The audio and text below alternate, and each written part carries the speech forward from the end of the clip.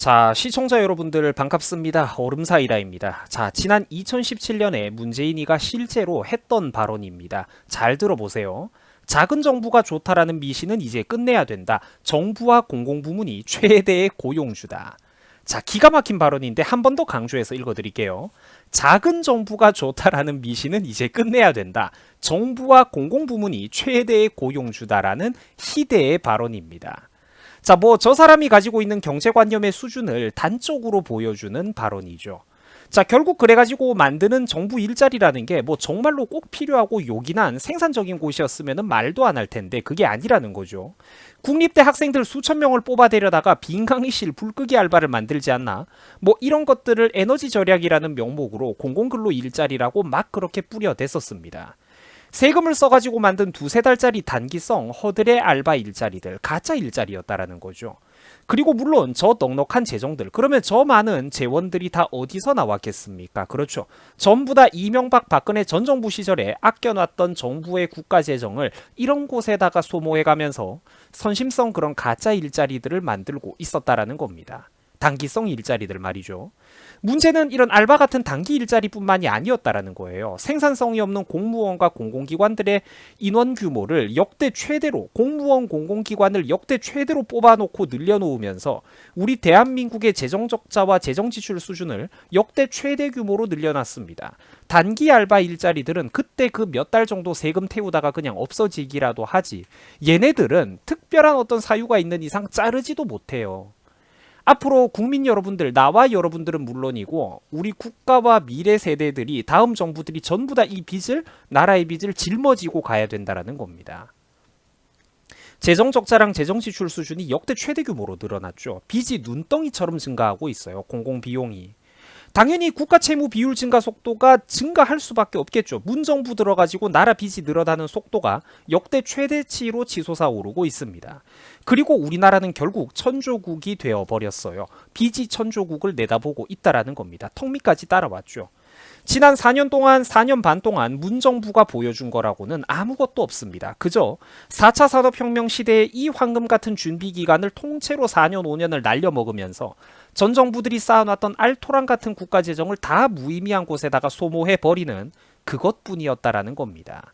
자, 그러자 문재인은 치트키를 발동해 버렸습니다. 바로 마법의 주문인 삼성아 이거 해줘 저거 해줘 빽 하면서 때를 쓰는 스킬인데, 삼성이 뭐 하나 그래가지고 잘 해오면은 마치 자기가 잘한 것 마냥 숟가락을 올리는 스킬이었습니다. 자, 문재인은 본인의 무능력으로 나라가 위기에 처할 때마다 바로 이 마법의 치트키를 통해서 항상 급한 불을 요긴하게 꺼오고는 했습니다. 자, 이 뉴스 기사 제목도 한번 보세요. 이제는 일자리도 삼성 보고 일자리를 더 많이 만들어 달라고 떼쓰고 있습니다. 자, 물론 양질의 일자리 고용은 근본적으로 민간에서 해결하는 게 맞기는 해요. 민간에서 이루어지는 고용이 가장 좋은 고용이죠. 저도 늘 하던 얘기입니다. 하지만 문정부와 민주당 정권이 그동안 기업인들에게 했던 짓을 생각해 보면은 이제 와가지고 기업들 보고 자기들이 그렇게 나라를 박살을 내놓고 물가를 폭등시키고 부동산을 폭등시키고 돈의 가치는 떨어뜨렸죠, 여러분들. 어마어마하잖아요. 말도 못하잖아. 기업들 괴롭히고 최저임금 강제로 올리고 근로시간 강제로도 제한하고 52시간제 강요하고 이런 것들. 기업하기 힘든 환경을 지들이 다 만들어 놓고 이제 와서 경제가 너무 안 좋으니까 일자리를 더 많이 만들어 달라. 염치가 없다라는 거예요. 이제 와서 경제 해결해 달라고 기업인들에게 공을 떠넘기는 게 이 정말 해도 너무한 양심이 없다라는 겁니다. 그런데 삼성은 결국 해달라면은 또 다 해줍니다. 다 들어줘요. 볼 때마다 내가 진짜 안타깝더라고요. 삼성도 지금 대내외적으로 솔직히 세계 최고의 반도체 기업들과 경쟁을 하는 것 때문에 정말로 극히 어려운 상황인데도 불구하고 이 결국 또 나라를 위해서 역대 최대 규모의 고용을 유지해주고 있는 그런 눈물겨운 상황입니다. 염치가 있으면은 뭔가 좀 고맙고 미안하다라는 마음을 우리가 가져야 되겠죠. 약속 지킨 이재용 이래가지고, 약속을 지킨 이재용 이래가지고 뉴스 기사를 검색해 보시면은 자료가 쏟아져 나옵니다. 직원 수 역대 최대로 규모로 고용을 유지하고 있고, 기업의 R&D 비용과 연구개발 투자 비용 이런 것들 또 역대 최대치로 유지를 하고 있습니다. 미래 산업 기반과 그리고 기술 개발 투자 비용도 역대 최대치를 기록하고 있습니다. 사실상 지금 나라의, 대한민국이라는 나라의 큰 기둥 한 축을 통째로 삼성 혼자서 멱살 캐리를 하면서 먹여 살리고 있다라고 봐도 과언이 아니라는 거죠. 무방합니다. 사실 이게 좀 한심하고 안타까운 일이에요. 이번 문정부 4, 5년 동안 정말로 이 중요했던 기간에 조금만 우리나라 수출 대기업들 무슨 특혜를 주라는 것도 대단한 특혜를 주라는 것도 아니고 미국이나 대만 같은 다른 나라들이 자국의 반도체 사업을 지원하듯이 팍팍 지원을 좀 해줬더라면 남들 하는 거 반만큼만 했어도 정말 앞으로 우리나라 국민들이 또다시 한 10년에서 15년 정도는 수출 경제에 숨통을 트이고 편안하게 살 수가 있었는데 그 황금 같은 타이밍들을 어리석은 국내 정치인들로 인해서 매번 다 놓치고 지름길을 놔두고 둘러가는 이 현실이 제가 너무나도 안타깝다라는 것입니다. 제가 2, 3개월 전에도 한번 비슷한 영상을 올린 적이 있었어요. 당시 삼성전자가 국내에 240조가 넘는 투자를 하고 4만 명이 넘는 고용을 유지한다라는 사업 계획을 제가 유튜브에서 설명해 드린 적이 있었는데 이거 뭐 기억력 좋은 분들은 또 기억도 나실 겁니다. 자, 그때 제가 말했던 약속이 지금 그대로 진행되고 있다라는 거예요. 그러니까 삼성이 지금 약속을 그대로 지켜주고 있다라는 거죠. 아마 사회생활을 해보신 분들은 시청자분들은 뼈저리게 느낄 겁니다. 약속을 해도 신용이게 그거를 믿을 만한 사람, 약속을 약속대로 이행하는 사람은 결코 흔하지 않다는 거를 말이죠. 왜 국제사회에 나가면은 문정부와 586 운동권들은 신용이 없는데 삼성가 사람들은 왜 신용이 있는지 여러분들이 한번 깊게 생각해 볼 일입니다. 약속을 지키니까 그런 거죠. 말을 뒤집지 않으니까 신용이 있는 거죠. 자, 최근 삼성에서는 3년 동안 240조 원이 넘는 대규모 신규 투자를 진행하겠다라고 발표를 했습니다. 천문학적인 금액이죠. 그리고 4만 명이 넘는 인원들을 직접 고용하겠다라고 밝혔어요. 어마어마한 규모입니다. 그리고 실제로 이미 국내 직원 수가 11만 4,373명을 넘어가는 등 사상 최대치를 기록하고 있습니다. 사실 이 삼성은 효율성 측면에서만 보자면은 이만큼 많은 인원을 고용할 필요는 객관적으로 없을 거예요. 삼성에서 비정규직이나 인턴 수습 사원들을 뽑아가지고 견습 생활부터 시키면서 싸게 굴린다라고 해도 지원해가지고 일하고 경력 쌓고 일 배우려는 사람들은 수두룩합니다. 회사가 솔직히 무리해가지고 나라를 위해서 국민들을 위해서 최대한 고용을 늘려주고 있다라는 거예요. 사회적인 책무를 다하기 위해서. 의무가 아니죠. 사실 안 해도 되는 거를 해주고 있는 거죠. 정치가 또 하도 더럽게 압박을 넣어대니까. 다만 이러면은 장기적으로 봤을 때 회사 주가나 경영의 효율성 측면에서는 사실 좀 부담이 될 겁니다. 그래서 제가 좀 안타깝다라고 하는 거예요. 이런 기업들을 제발 좀 잘 대해줘야 된다라고 그토록 마치 내 가족들이 일을 챙기듯이 노심초사하는 게 이 사람들이 얼마나 헌신을 해주고 있는지, 삼성이 대한민국 경제에 얼마나 중요하고 이들이 얼마나 큰 희생과 헌신을 해주고 있는지를 저는 잘 알고 있기 때문이에요. 저는 염치라는 것을 알고 최소한의 양심이 있는 사람이기 때문입니다.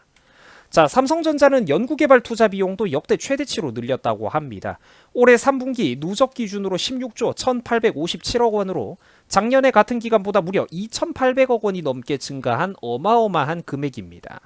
시설 투자도 올해 33조 5천억 규모로 집행을 했다라고 해요. 33조. 자, 반도체 부문에 30조를 넣고 디스플레이에 2조 1천억이 넘는 시설 투자 비용을 퍼부었다라고 합니다.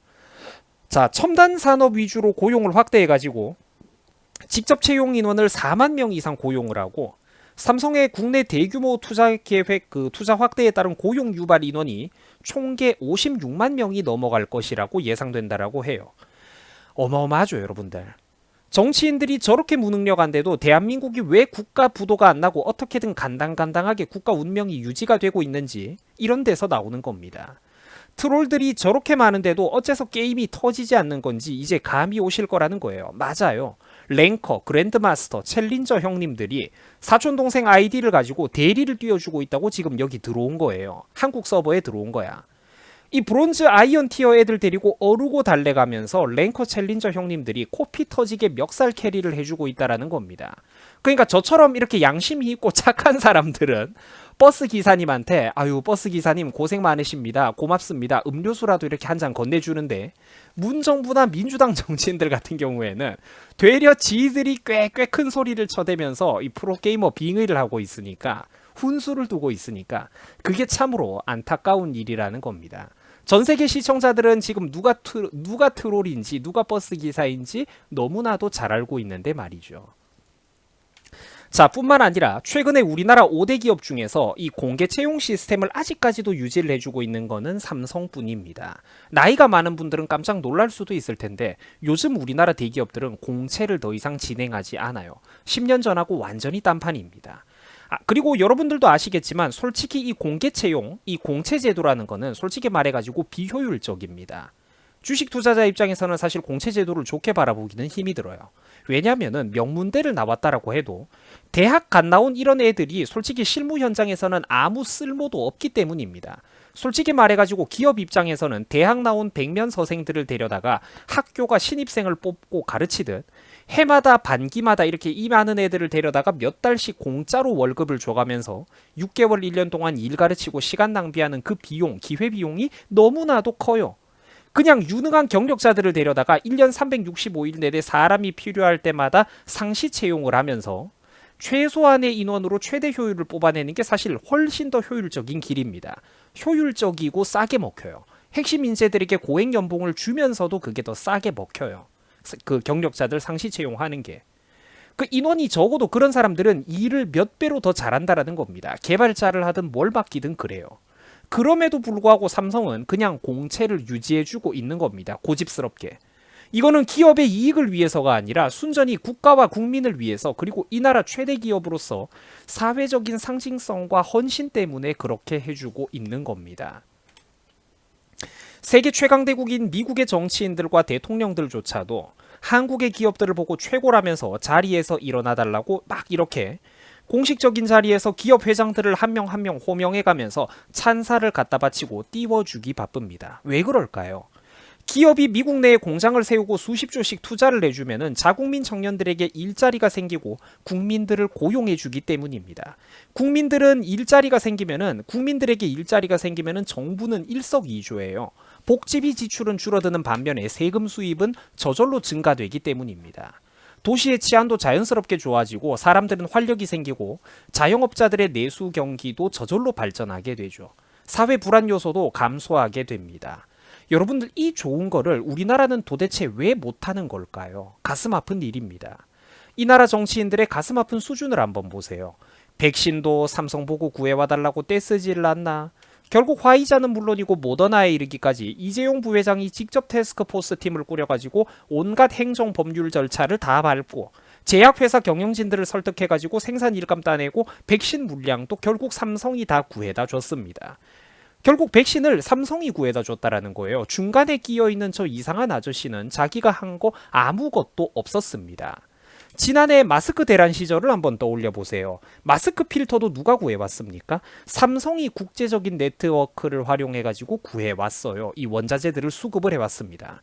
거기다가 마스크를 효율적으로 생산하지 못하는 우리나라 중소기업들에게 직접 이렇게 수십 년 경력을 가지고 있는 그런 생산직의 노련한 기술자, 엔지니어들을 파견한 뒤에 그 낭비되는 인력이나 생산 구조, 또 직원들이 움직이는 동선, 원자재 이동 경로, 수송 배치, 기계 배치까지 싹 다 삼성이 코칭을 해줘가지고 수십 %가 넘게 우리나라 마스크 생산하는 그런 중소기업들의 생산 효율을 늘려주기까지 했습니다. 그 다 공짜로 해준 거예요. 그 사업 코칭 해주는 거. 어디 가가지고 돈 주고도 못하는 것들입니다. 당시 마스크 생산 업체 직원들도 처음에는 자기들 자존심 때문에 이 삼성이 시킨다고 꼭 걔네들이 시키는 대로 해야 되느냐 이렇게 거부 반응을 보이고 자존심을 부렸다가 나중에는 삼성이 시키는 대로 해보니까 생산량이 엄청나게 늘거든. 나중엔 그래서 삼성이 진짜 최고라고 확실히 짬밥이 있는 사람들은 다르더라고. 업무 노하우를 공짜로 유용하게 배워갔다라고 해요. 같은 인력과 같은 기계를 쓰는데도 생산성이 50%에서 2배 가까이 늘었다라고 합니다. 여러분 그게 바로 어떤 티어, 그 계급의 차이예요. 고티어에 있는 사람들은 이 밑에 있는 하부 티어에 있는 애들이 뭐를 못하는지를 정확하게 꿰뚫어 본다니까요. 그 비효율을 코칭을 해줄 수가 있다라는 거예요. 자, 그리고 이제는 그렇죠. 백신도 그렇고 마스크도 그렇고 이제는 하다가 요소수까지 삼성 보고 좀 구해달라고 이렇게 손을 벌리고 있습니다. 여러분들 이게 얼마나 부끄러운 일입니까? 저 같은 경우에는 참고로 여러분 제가 우리나라 수출 대기업들 좀 많이 편을 들어주잖아요. 그런데 저 유튜버 얼음사이다 같은 경우에는 실제 막상 현실에서는 제 친척 사돈의 팔촌까지 다 합쳐도 삼성 덕 보고 사는 사람이 아무도 없습니다. 하지만 이 나라 기업인들이 자기 사업에 외적으로 저런 말도 안 되는 고생을 해주고 이런 수많은 열정페이들을 강요당하는 거를 보니까 내 솔직히 마음이 아프고 동시에 참 미안하다라는 생각이 들더라고요. 이런 염치가 있느냐 없느냐에 따라서 그 사람이 어떤 좌파와 우파가 나뉘어지는 것 아닐까 제가 그렇게 생각을 해봅니다. 여러분, 이쯤 되면은 대체 이 나라의 정치인들은 하는 일이 뭘까요? 세계에서 최고로 날로 먹는 직업이 아닐까요? 나라 최대의 재벌이 상속세 세금 낼 돈이 없어가지고 자기 사업 집중하기에도 바쁜 이 시국에 수천억 원이 넘는 신용대출을 빌리려고 뛰어다닌다라는 이런 뉴스 기사를 보면은 참 이 나라 국민들이 뭔가 깊은 생각을 좀 해봐야 되지 않겠습니까, 여러분? 잘못되지 않았습니까, 뭔가? 남의 일이라고 넘어갈 일인가요? 아닐 텐데. 해외 다른 나라들처럼 삼성에게 러브콜을 보낸다고 뭐 수십 년치 법인세나 재산세 같은 거를 파격적으로 면제해 준다든지 해외 다른 나라들은 삼성에게 실제로 그러고 있습니다. 수십 년치 어떤 그런 세금까지 면제를 해주겠다고 하고 있어요. 그것도 공장 바로 앞에까지 도로를 건설해주고 대중교통 노선을 신설해주겠다라고 하고 있습니다. 그런데 저는 이런 지원은 우리나라 정치인들 수준에 바라지도 않아요. 그 안 되니까. 다만 문정부와 민주당을 비롯한 한국 정치인들에게 간곡하게 제가 요청하고 싶은 게 있습니다. 제발 기업과 민간 영역의 인재들의 발목을 잡아당기지 마십시오. 지원하는 거 필요 없으니까 제발 날개 펼치고 이 세상 저마다 각자 저마다의 분야로 수십 수백 가지 분야로 뛰어나가고 있는 저 유능한 대한민국 국민들의 발목을 정치인 여러분들이 붙잡지만 말기 바랍니다. 여러분 수고하셨습니다.